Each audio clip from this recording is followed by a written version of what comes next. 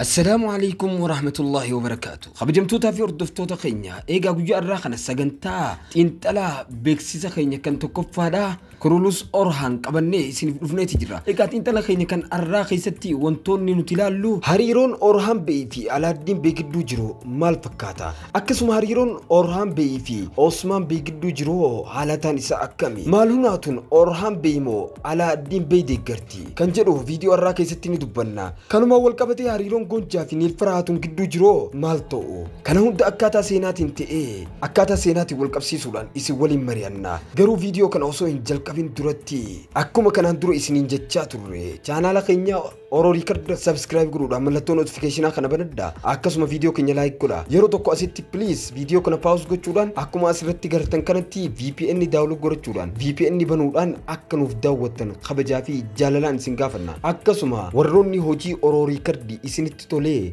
itti boharaa jirtan please video keenya kana VPN banuudhaan haga dhumatti akka nu daawwattan kabajaa fi jaalalaan isin gaafanna irra deebin kanaaf gaa video keenya kan arraa jalqabuun duratti intro gabaabaa booda walitti dachaana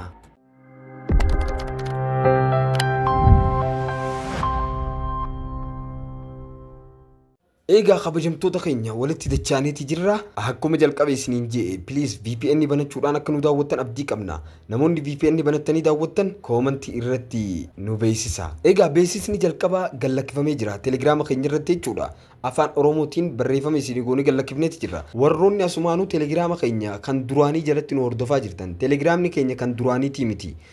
sun sababa rakkinaatiin qabameeti jira wanni isin godhuu qabdan telegrama haaroo kana description box jala yookaan gara asii barreeffama gara gadiitiin jiru jala linkii isiniif kaa linkii san tuquudhaan seena eega beeysi jalqabaa irratti akkuma gartan kurulus orhaan Oktoobar 29 gallakkifamaa ja'amaa jira kutaan takkaffaan murtaa'eeti jira akka Oktoobar 29 gallakkifamu asumaan hundi keessanuu akka hubattan barbaada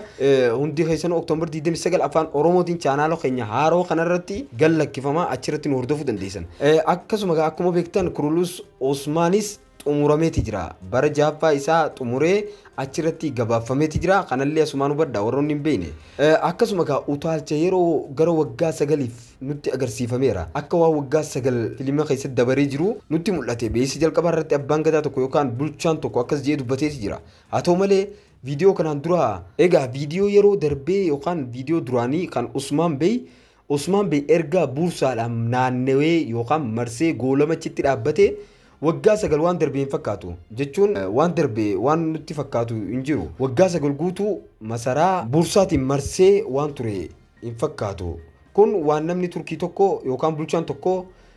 جتشاجرو تيتي أركما فيلم خيستي شبيسة خيستي يادر فايساتو ندن داكون مرفمون عثمان بي في أورهان بي وجين واول قبطو إنقبو maalumaafuu alaaddiin beey fi orhaan beey seenaa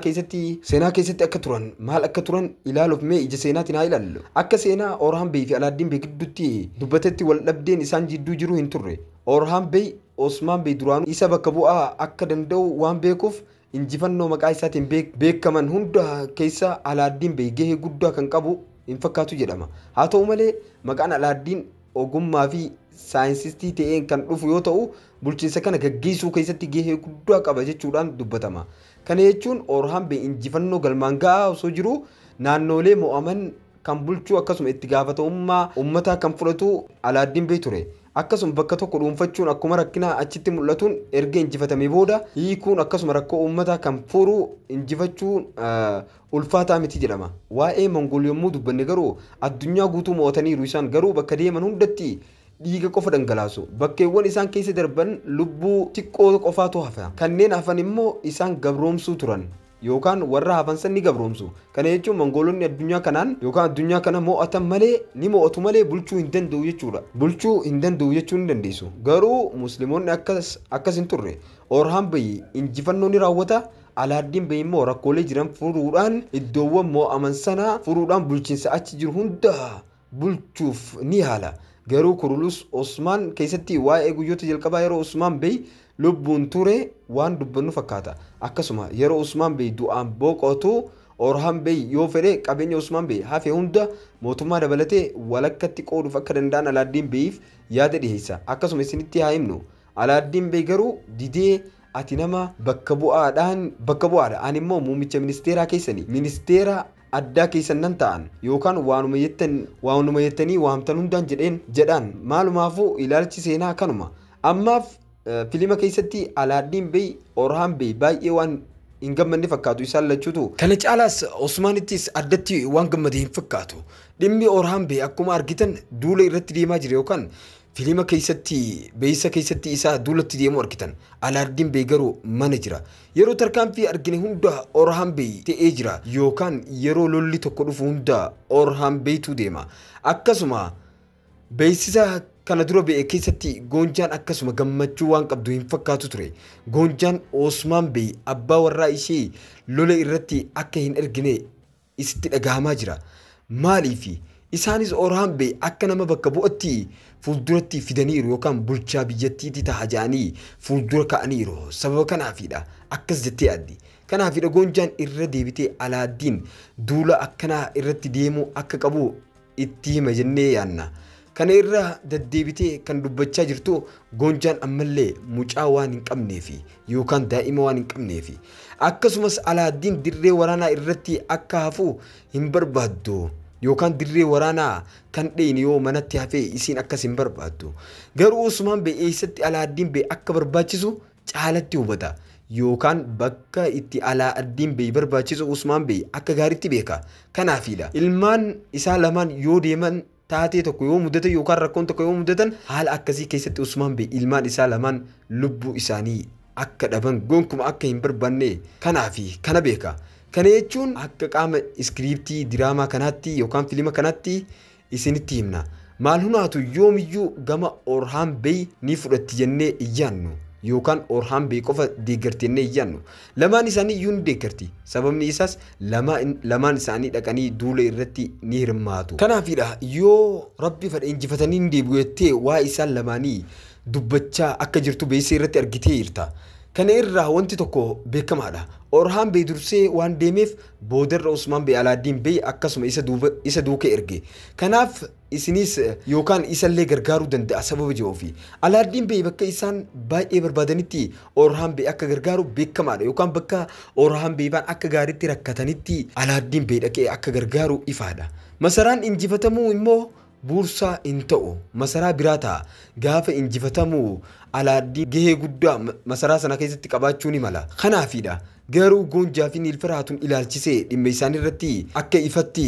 taateewwan namatti hin tolle tokko ammas isaan gidduutti uumamuu akka danda'an isinitti haa himnu Mahamed Bozdaaq iskiriiptii Kurulus Orhaan kan Dirlis Ertugrulii fi Kurulus Osmaan wajjin baay'ee wal fakkaata jedhee eegeera sababni isaas achitti waan beektuuf Gondogdoo Bey fi Ertugrul duraan walitti bu'iinsa akkasii qaban baay'ee gosa keessatti wal dhabuu turan dhumarratti garuu tokko ta'an kana malees Osmaan Bey fi Gunduuz Bey fi obboleessi isaanii Saafjii kan sadaffaa jechuudha isaan gidduutti qabsoon teessoo mootummaa akka ture sadan gidduutti waliigaltee dhabuun akka ture argitaniitto dhugaadha Mahamed Bozdaaq seenaa kana dhimma Alaaddiin Bey fi Orhaan Bey irratti fuulduratti tarkaanfachiisuu barbaada maalumaafuu beeysa dabalataa gadhiifama dhugaa seenaa dabalataa irrattis isin waliin ni mari'anna filimni kun akkamitti xiqqoo adda akka ta'ee fi seenaa akkamitti akka addatee ni agarsiisa ammaaf immoo wanti Mahamed Bozdaaq nutti agarsiisaa jiru ammaaf wanti akkanaa ta'uun isaa ni mala garuu seenaan nuti isinitti himne kun du'a Osmaan Bey xiqqoo dura yookaan xiqqoo booda dhumarrattis wanni tokko kan isinitti himu filima keessatti Osmaan yeroo taa'ee dubbatu hedduu mata jabeessa hedduu maarro jedhee dubbachaa ture waa'ee Orhaan baaneeti filima kana keessatti Mahamed Bozdaaq akka xiinxala keenyatti wanni inni qindeessee akka gaafa jalqabaa Osmaan Bey mata jabeessa jechaanii turan gaafa inni xiqqaadha jechuudha yookaan inni dargaggeessaa mata jabeessaa minaa minjaanii hedduu takka arrabsaa turan kanaaf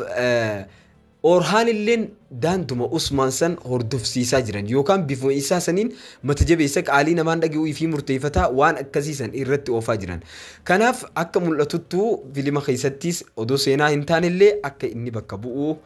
mul'isaati jiru maaliif jennaan ofii murteeffata waan ta'eef filima keessatti illee galgala kana rafuun hin jirtu jeeti nallee dabalatee jee dubbatee ture kanaaf bifa saniin filimni bifa ajaa'ibaatiin qindeessanii deemaati jiru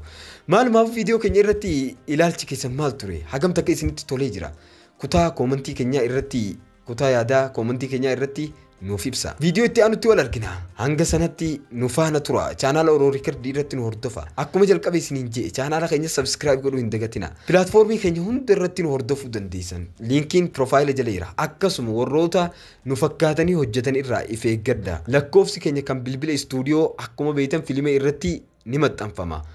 Duraanis ni beektan. Kanaaf baay'ee takka irraa if eeggadha. Maallaqa karaa kanaan sassaabu jiru waan ta'eef irraayifee gaayisiniin jenna nuti istuudiyoo Oromoo Riikardii dhibba kee irraayi. Kanaaf turtiin keessan nu faana haa ta'u isiniin jecha haga qophii biraatiin walitti deemnutti assalaamu alaykum wa rahmatullahi wa barakaatuh.